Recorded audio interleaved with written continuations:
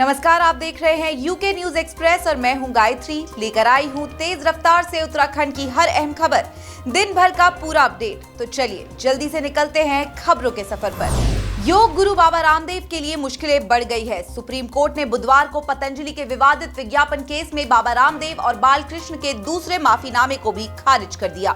Justice हिमा कोहली और justice Amanatullah की bench ने पतंजलि के वकील विपिन सांघी और मुकुल रोहतगी से कहा कि आपने जानबूझकर कोर्ट के आदेश का उल्लंघन किया है, कार्यवाही के लिए तैयार रहें। उत्तराखंड सरकार की ओर से ध्रुव मेहता और वंशजा शुक्ला ने एफिडेविट पढ़ा। सुप्रीम कोर्ट ने कहा, केंद्र से खत आता है कि आपके पास मामला है, कानून का पालन कीजिए। 6 बार ऐसा हुआ और बार बार लाइसेंस इंस्पेक्टर चुप रहे। इसके बाद जो आए उन्होंने भी यही किया। तीनों अफसरों को तुरंत सस्पेंड किया जाना चाहिए।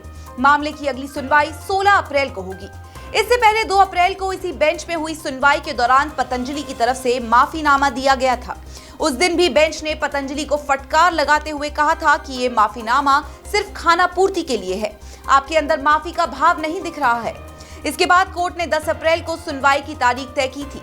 सुनवाई से ठीक एक दिन पहले 9 अप्रैल को बाबा रामदेव और पतंजलि आयुर्वेद के मैनेजिंग डायरेक्टर आचार्य बालकृष्ण ने नया एफिडेविट फाइल किया था, जिसमें पतंजलि ने बिना शर्त माफी मांगते हुए कहा कि इस गलती पर उन्हें खेद है और ऐसा दोबारा नहीं होगा।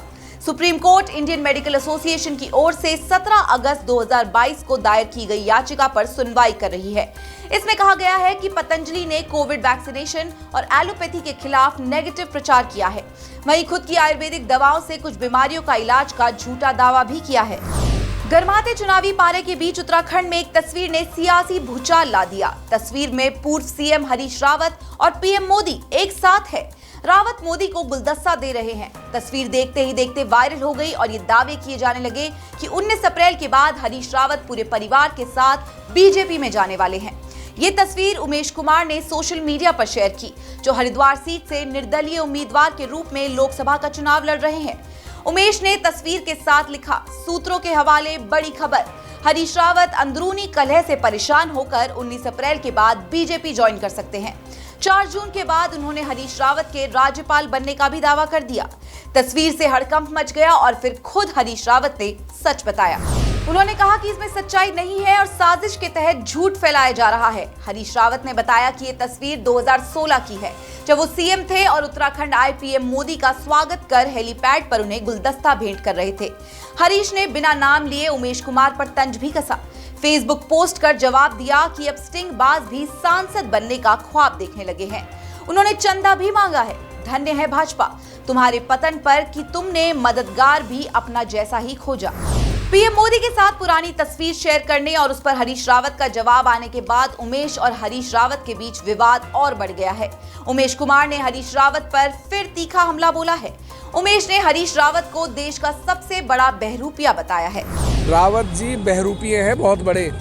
मैं ये जानना चाहता हूँ, जब इनका स्टिंग हुआ था और सरकार गिरी थी, ये उस समय जो 300 करोड़ रुपए सरकार बचाने के लिए खर्च कर रहे थे, 25-25, 30 करोड़ रुपए विधायकों को देना चाह रहे थे खरीद फरोख्त, पूरी दुनिया ने देखा है। वो कहाँ से आए थे? जब मैं दौड़ में ही नहीं हूँ, आपका ये कहना है, तो फिर मुझसे इतनी बौखलाहट क्यों है? आपने कभी इतिहास में देखा है कि कोई राष्ट्रीय स्तर की पार्टी अपने ट्विटर हैंडल से, अपने फेसबुक के हैंडल से एक निर्दलीय विधायक के फोटो लगा कर डाल के बदनाम करने का प्रयास कर रही है? तो झेलो। उमेश कुमार और हरीश रावत के बीच सियासी झगड़ा बहुत पुराना है। उमेश ने हरीश रावत का कथित तौर पर स्टिंग करवाया था, जिसमें उमेश ने करोड़ों रुपए की लेन देन को रिकॉर्ड किया था। इस स्टिंग के बाद उत्तराखंड की राजनीति में भूचाल आ गया था। कुछ ऐसी भी रिपोर्ट्स आई थी कि उमेश कुमार ने अपने कुछ खास काम निकलवाने के लिए ये स्टिंग किया था और जिनके ना होने के कारण उमेश कुमार ने ये स्टिंग सार्वजनिक कर दिए थे। तब उस स्टिंग के कारण उत्तराखंड की सत्ता हरीश रावत के हाथ से चली गई थी।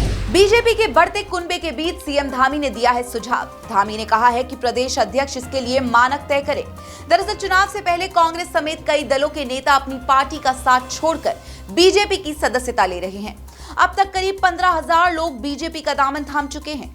ऐसे में धामी ने बीजेपी प्रदेश अध्यक्ष महेंद्र भट्ट को पार्टी में एंट्री लेने के लिए मानक तय करने और उनकी स्क्रीनिंग करने के सुझाव दिए हैं। ज़्यादा लोग आ गए हैं, 15,000 के लगभग लोगों ने अभी तक विभिन्न दलों के लोगों ने भारतीय जनता पार्टी की सदस्यता ले ली है। लेकिन मैंने अपने प्रदेश अध्यक्ष जी से अनुरोध किया है कि अब आगे जो भी ज्वाइनिंग करें, अनुरोध किया है मैंने अध्यक्ष जी से कि कोई एक थोड़ा स्क्रीनिंग कर लें, कोई क्राइटेरिया बना लें, उसके बाद ही सब करें। भारतीय जनता पार्टी ने सभी लोगों के लिए जो देश के बारे में अच्छा सोचते हैं, जो प्रदेश के बारे में अच्छा सोचते हैं, जो अच्छे विचार रखते हैं, वो चाहे किसी भी दल के लोगों उनके लिए हमने हमेशा दरवाजे अपने खुले रखें। आदरणीय हमारे मुख्यमंत्री जी ने कहा है कि स्क्रीनिंग कमेटी पहले ही वैसे भारतीय जनता पार्टी के द्वारा बनाई गई ज्वाइनिंग जो कमेटी बनाई गई है वो स्क्रीनिंग करके ही लोगों को शामिल कर रहे हैं। लेकिन उन्होंने कहा तो इस पर और भी अच्छी तरह से जो पूरी तरह से पारदर्शी जो लोग हों उनको भी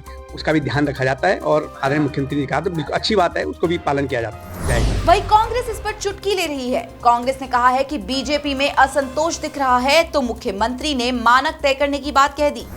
आज स्थिति ऐसी आई है कि देख लीजिए जगह जगह भारतीय जनता पार्टी के उम्मीदवारों का विरोध भी हो रहा है, इसलिए घबराहट में भाजपा दूसरे पार्टी के कार्यकर्ताओं को ले रही है और अब असंतोष जब कार्यकर्ताओं को दिखा है इसलिए मुख्यमंत्री को कहना पड़ रहा है वे रोको भाई तो ज़्यादा हो जाएगा। उत्तराखंड में चुनाव से पहले कांग्रेस की मुश्किल कम होती नहीं दिख रही है। इस बीच फिर कांग्रेस को झटके की खबर आई है। अब ब्राह्मण समाज के प्रदेश अध्यक्ष हेम भट्ट ने कांग्रेस को ठेंगा दिखाते हुए अपने 100 से ज्यादा सदस्यों के साथ बीजेपी ज्वाइन कर ली है। पौड़ी गढ़वाल लोकसभा सीट से बीजेपी के प्रत्याशी अनिल बलूनी ने हेम भट्ट समेत सभी लोगों को बीजेपी में शामिल करवाया। 11 अप्रैल को पीएम मोदी ऋषिकेश पहुंच रहे हैं। आईडीपीएल मैदान में मोदी रैली करेंगे और बीजेपी उम्मीदवारों के लिए वोट जुटाएंगे। पीएम मोदी की इस रैली के लिए ऋषिकेश के आईडीपीएल मैदान में तैयारियां पूरी हो चुकी है। पीएम के आने से पहले सीएम धामी ने तैयारियों का जायजा लिया। अफसरों को निर्देश दिए कि पीएम मोदी की सुरक्षा व्यवस्था में किसी भी प्रकार की कोई कोताही नहीं बरती जाए। धामी ने यह भी दावा किया है कि पीएम की रैली में अपार भीड़ आएगी और रैली ऐतिहासिक होगी।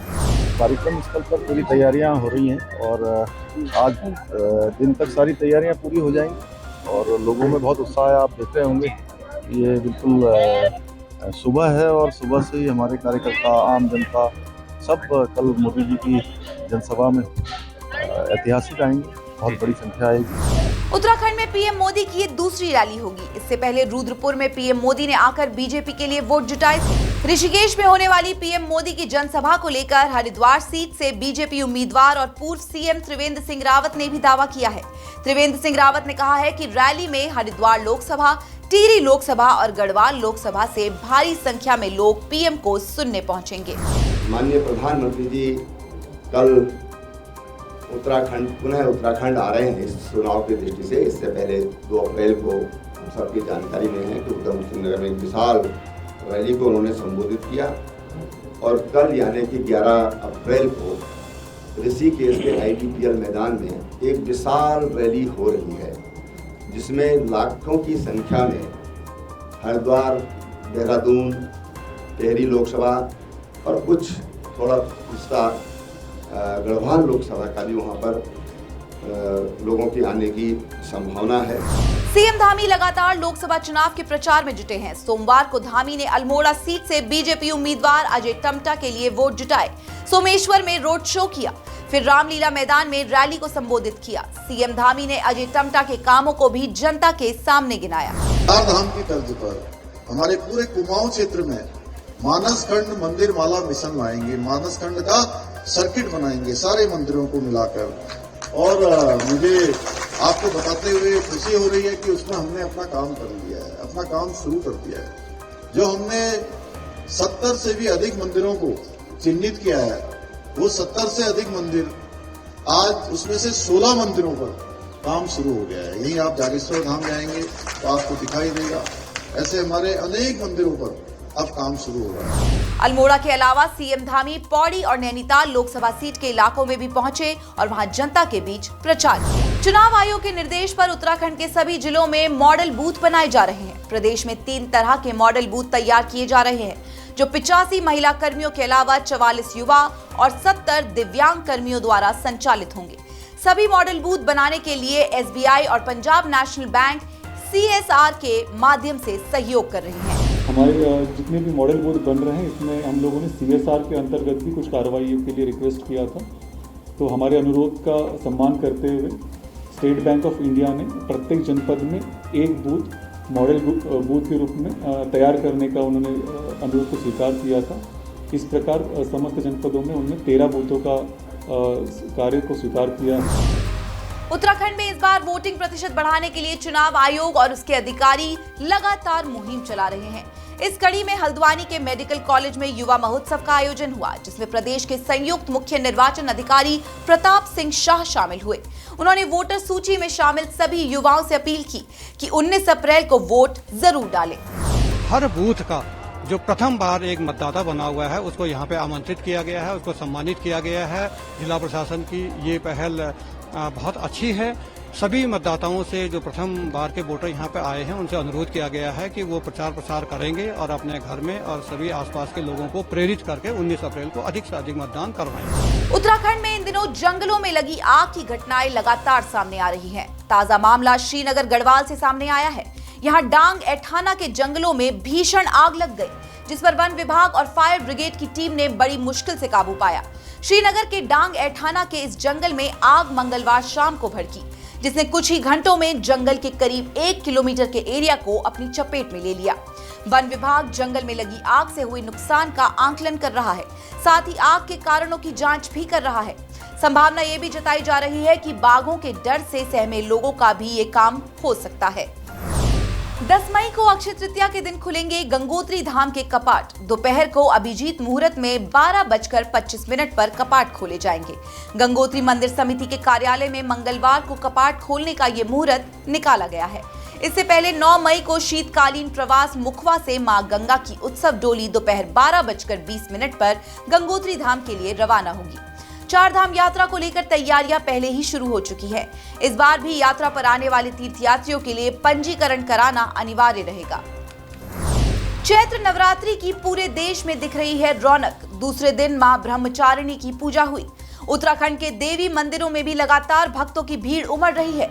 ये तस्वीरें नैनीताल की है, जहां सुबह से मां की पूजा के लिए श्रद्धालुओं का तांता लगा रहा।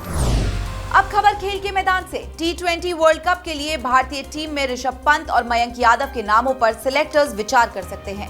T20 वर्ल्ड कप 1 जून से वेस्ट इंडीज और अमेरिका में होना है। इसके लिए आईसीसी को 1 मई तक संभावित खिलाड़ियों के नाम भेजने हैं। मीडिया रिपोर्ट्स के मुताबिक आईपीएल में धमाकेदार परफॉर्मेंस के चलते विराट कोहली ने अपनी जगह लगभग पक्की कर ली है। वहीं इंजरी से वापसी करने वाले विकेट कीपर ऋषभ पंत और युवा तेज गेंदबाज मयंक यादव के नामों पर विचार चल रहा है। और चलते चलते खबर फिल्मी दुनिया की। हॉरर कॉमेडी फिल्म में नजर आने वाले हैं हरफन मौला एक्टर आयुष्मान खुराना। खबर है कि आयुष्मान को लेकर ये horror comedy film Anees Bazmee direct करेंगे, जो अभी भूल भुलैया 3 की शूटिंग में बिजी है। आयुष्मान वाली हॉरर कॉमेडी फिल्म का नाम भूतियापा बताया जा रहा है। हालांकि अभी तक इस फिल्म की ऑफिशियल अनाउंसमेंट नहीं हुई है। यूके न्यूज एक्सप्रेस में खबरों का सफर अभी बस यहीं तक। उत्तराखंड की अहम खबरों को जानने के लिए आप जुड़े रहिए श्रेष्ठ उत्तराखंड के साथ।